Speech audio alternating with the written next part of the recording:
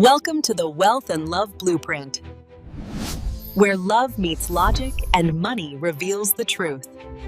All right, let's talk about one of the most maddening parts of modern dating. You know the feeling. It's that pit in your stomach, that sense of total confusion. You think things are going well, you're putting yourself out there, but deep down, something just feels off. You're getting all these mixed signals, and it is quietly driving you insane.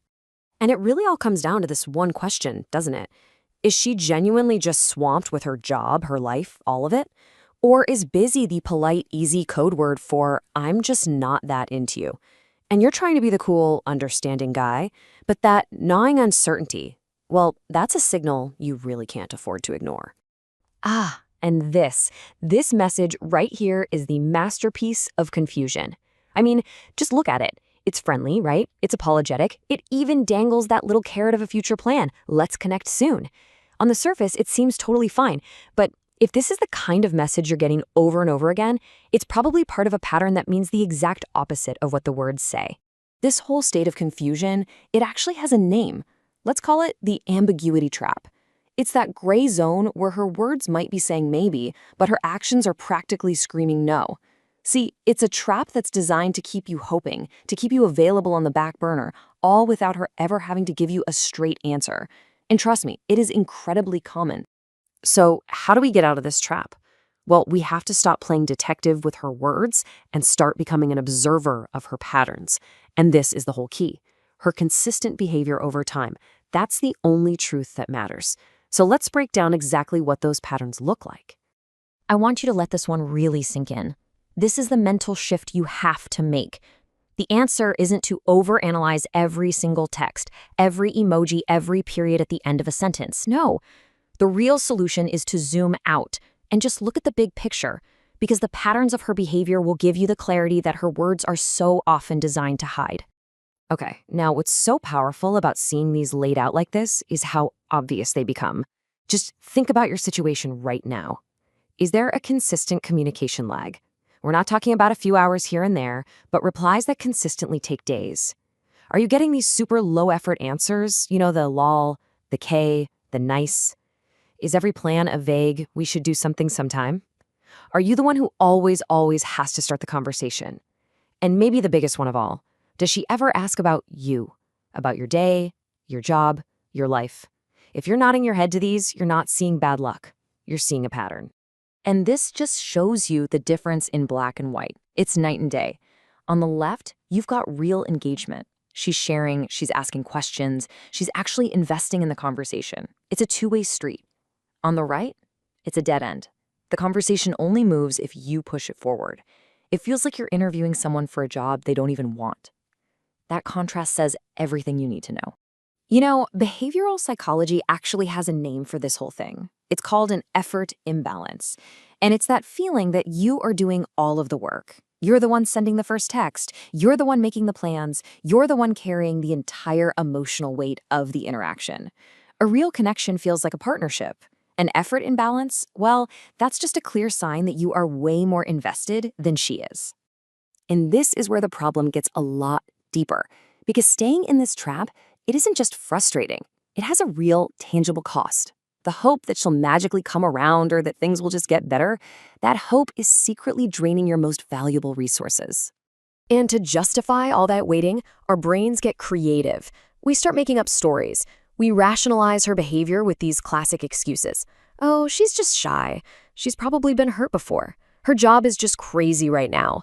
Maybe she's just testing me to see if I'll stick around.